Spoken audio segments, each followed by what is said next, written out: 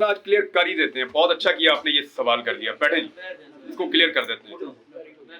हम में जादूगर कौन है? कोई ऐसा जो रात को सोता हो और उसको खबर आ जाती हो ख्वाब में? मैंने इतनी कन्वर्सेशन में सिर्फ एक खबर दी है आपको, जो इस वक्त है।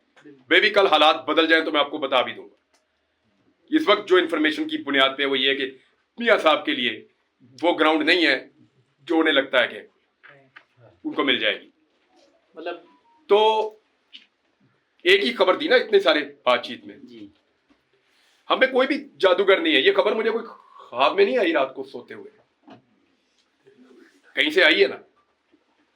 इसी तरह हमारे सोर्सेज होते हैं, कभी पुलिस में, कभी एजेंसियों में, कभी नैब में, कभी ब्यूरोक्रेसी में, जहां से हम सारे खबरें ले रहे होते हैं। ऐसे ही खबरें आती हैं और उनको हम वेरीफाई करके अपने आप को कायल करते हैं और चला देते हैं।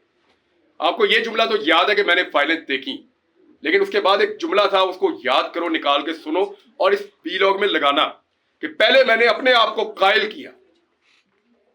कैसे किया? Fact check. मैंने इनको लेटर लिखे थे शरीफ फैमिली को कि इसका जवाब दो।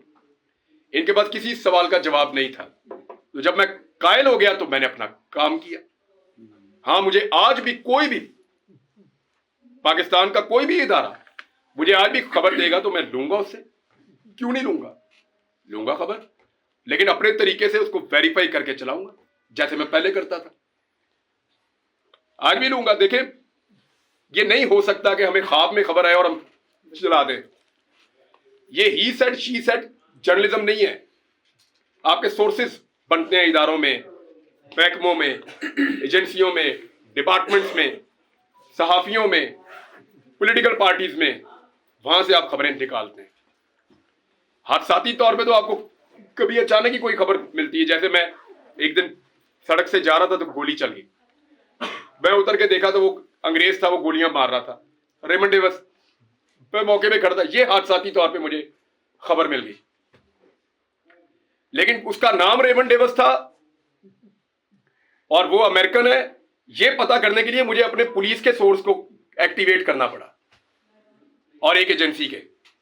वहां से फिर पता चला कि ये एक्चुअली बंदा कौन था। खबर ख्वाब में नहीं आती भाई। आइंदा भी मिलेगी तो खबर दूंगा, उस पर काम करूंगा और आपको दूंगा। आप सबका जनाब बहुत बहुत शुक्रिया। और मैं यहाँ पे इमरान रियाज साहब जो हैं वो उनके लिए मैंने एक छोटी सी अनाउंसमेंट करनी है।